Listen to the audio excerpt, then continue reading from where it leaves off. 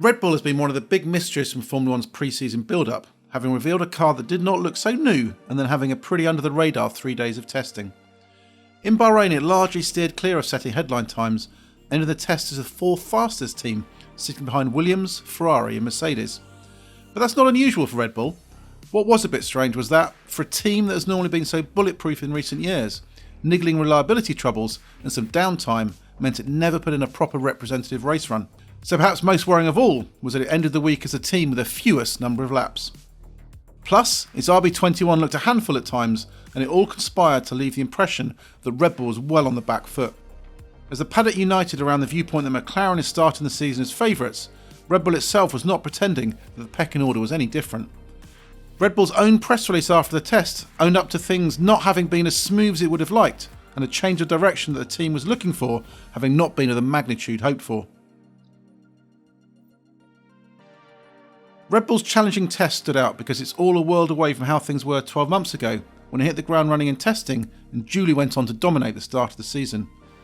But there's no sense of full-on panic stations from Red Bull, as it seems more to be a case of it needing to unlock a better understanding of how to unleash the full potential from the RB21 than having made a misstep or fundamental flaw with its design. While it was not a stellar week for the camp, it equally was not a disaster. Red Bull's technical director Pierre Vacher told us at the end of the week that the RB21 was delivering some positive signs, in that there was a flatter setup window that had moved away from the troublesome peakiness of its predecessor. However, the team was still lacking answers about how to find the perfect balance for it, as it worked its way through various solutions and components through the week. What perhaps made things look worse from the outside, knowing how quick Red Bull had been in testing last year, was that with a car that looks so similar to its 2024 Challenger, there seemed to be the same old problems. However, it would be a mistake to link the issues Red Bull is facing in trying to unlock the perfect balance right now to those it faced last season with the RB20. And that's because the new RB21 is much more different to its predecessor than many think. While at first glance the RB21 looks similar to last year's car, so much so some even wondered whether it really was the new car, Red Bull was at pains to suggest that it was in fact quite different.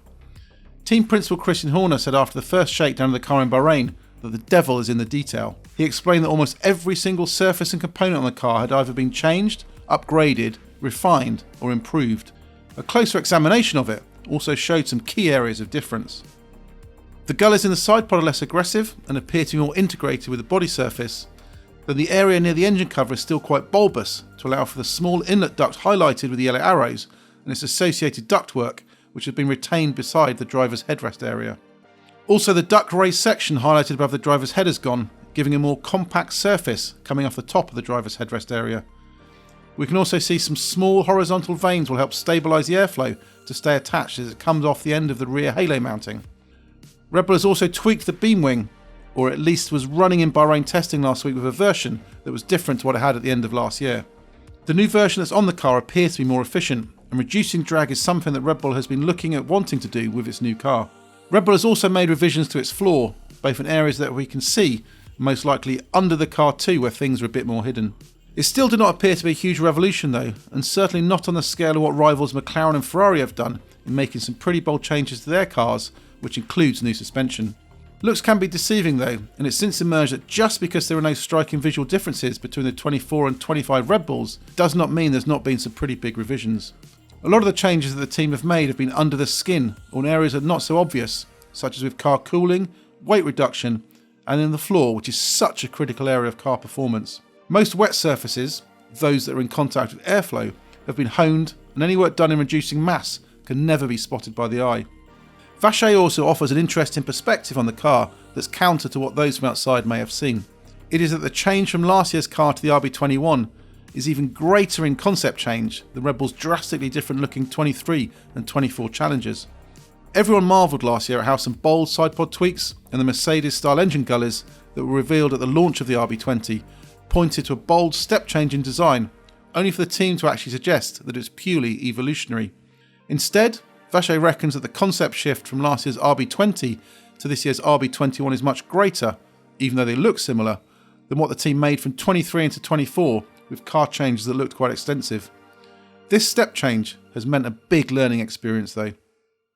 Did you know you can get 90% off a membership with us if you take out our pre-season special offer on Patreon? It's a great time to check out the Race Members Club, including bonus podcasts and videos, exclusive behind-the-scenes insights, the chance to ask questions for our shows, community groups where you can chat with us and like-minded fans, and you get all of our regular podcasts and YouTube videos ad-free. So, if you want to become the ultimate insider for the start of F1 2025, head to Patreon via the link we've posted below to claim this limited time offer.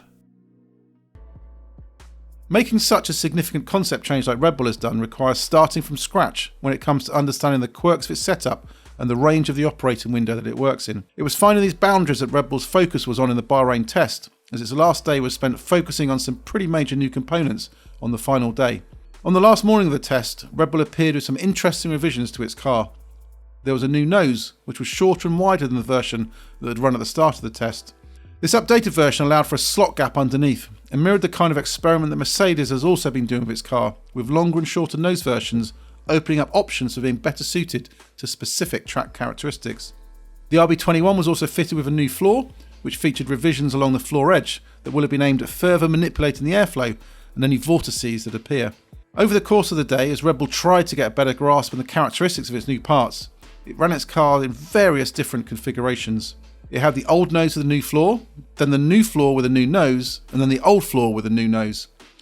A switch back to the old floor late on was triggered by the new version picking up some damage earlier in the day and needing to be removed for repairs. Late on too, there were plenty of flow-vis experiments as well to further help with its learning process. All this evaluation took priority over any plans for a race sim run for Max Verstappen, with the team clearly feeling that their time was better spent getting answers on the car balance rather than how it handled tyres over a race distance. However, time ultimately ran out for Red Bull in Bahrain as it tried to cram in as much aero evaluation and setup experiments as possible right up until the checkered flag on Friday evening. Red Bull came away from Bahrain knowing that after all those experiments, it now needs to drill deep into the data in the days before Melbourne if it's to come up with a firm answer on how it can unleash the potential it thinks is there in the car. Its focus will be on nailing the balance so the car can operate in a window that both Verstappen and Liam Lawson are happy with.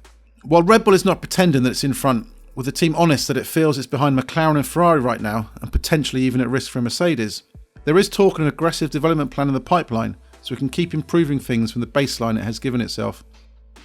But there's also another aspect to the forthcoming campaign that could prove to be quite critical too, and that is the flexi-wing clampdown that's coming for the Spanish Grand Prix. Red Bull have been the team pushing the most to stop teams playing around too much with flexi-wings, especially because it knew that it'd be much better at finding a better balance for its cars without the need for the aero tricks that its rivals have been using. It would have preferred the clampdown to come into force for the start of the campaign, but at least it knows that things are going to get tightened up later on. And while that means it's going to have to join the antics at the start of the season, Team Insider suggests that the stiffer the wings get, as will happen in Spain, then the better it will be for their team. So if Red Bull can hang on to the coattails of the opposition in the early going, even if it cannot produce race-winning form from the off, there's a chance that the form book could yet swing back its way later on in the season.